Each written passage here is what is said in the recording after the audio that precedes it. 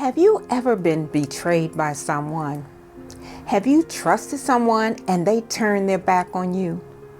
Let's take a moment.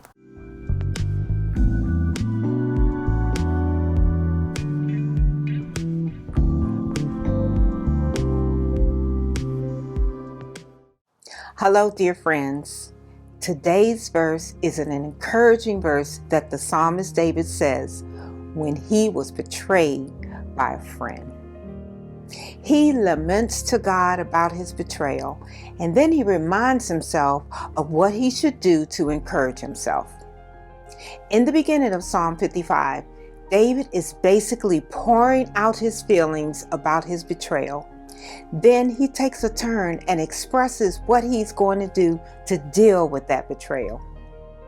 These are just a few verses that we'll look at today. And when you get a moment, read the entire chapter of Psalm 55. So before we read these verses, let's take a couple of deep breaths. You may or may not be in the situation, but it's good to know that you're not alone and that you can be encouraged when your trust has been violated. So let's breathe. Take a deep breath in through your nose, filling the air in your nostrils. Now blow out the air through your lips, expelling the air from your lungs. Again, take a deep breath in through your nose, filling your lungs with air. And as you release the air through your lips, release any distractions. Being mindful that another example of betrayal is when Jesus was betrayed by Judas in the New Testament. Even though Jesus knew he was going to betray him, it was still painful for Jesus. He was troubled in his spirit. And it's important to acknowledge what you are feeling so that you can be real with God about it. You can hide your feelings from people around you, but I guarantee you, you can never, ever hide your feelings from God. So let's look at these scriptures. It's Psalm 55, verses 16, 17, and 22. And it reads, "But I will call on God, and the Lord will rescue me. Morning, noon, and night, I cry out in my distress, and the Lord hears my voice. Give your burdens to the Lord, and he will take care of you. He will not permit the godly to slip and fall."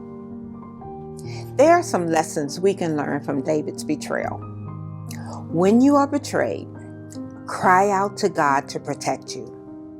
Betrayal is painful, and God is the only one who can help with the pain.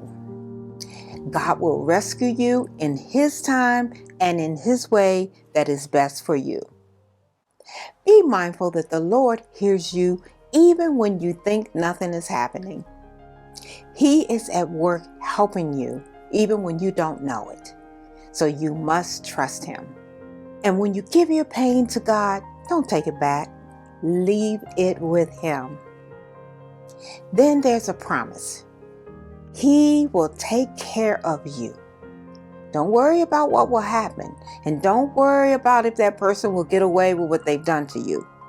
Leave all of that to God. For those who trust God, this betrayal will not destroy you.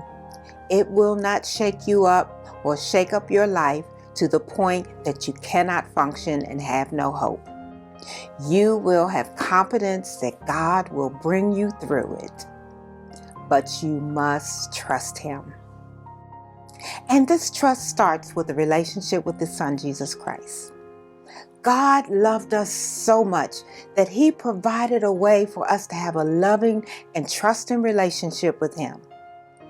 Please check out the link in the description if you have not started a relationship with him yet. Whether it's betrayal or any other kind of persecution, Jesus experienced every pain known to mankind. And he is always ready to embrace your pain and help you to get you through your pain. So until next time, let's take a moment together to hear from God's word.